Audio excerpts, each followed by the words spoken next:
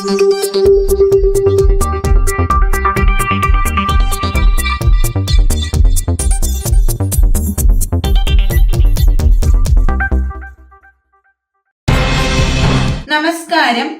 Indian ന്യൂസിലേക്ക് സ്വാഗതം.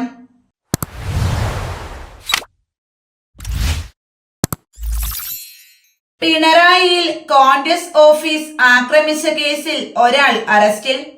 കനാൽക്കരയിൽ സ്വദേശി വിപിൻ രാജാണ് അറസ്റ്റിലായത്. ഇയാൾ CPM അനുഭാവിയാണെന്ന് പോലീസ് പറഞ്ഞു.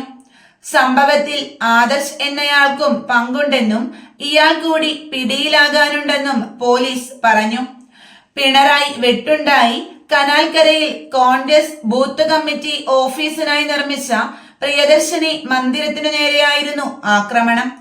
ജനൽ ചില്ലുകൾ തകർക്കുകയും CCTV ക്യാമറകൾ അടർത്തി മാറ്റുകയും വാതിലിന് തീയിടുകയും ചെയ്തു. ഉദ്ഘാടനത്തിനായി ഒരുക്കിയ കൊടിത്തോരണങ്ങളും ശിലാഫലകവും കനാലിൽ തള്ളി. സ്റ്റേജിലെ കർട്ടനും മുറിച്ചുമാറ്റി.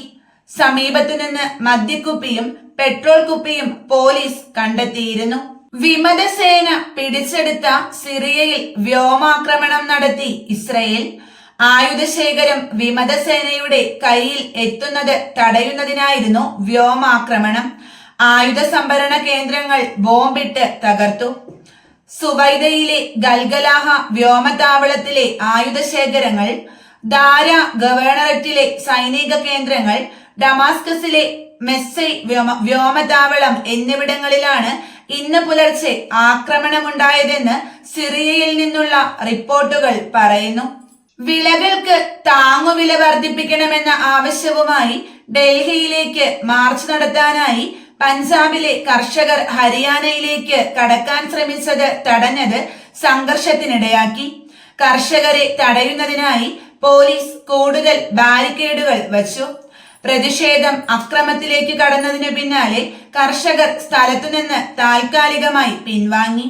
9 കർഷകർക്ക് പരിക്കേറ്റെന്നും ഒരാളുടെ നില ഗുരുതരമാണെന്നും കർഷകർ പറഞ്ഞു.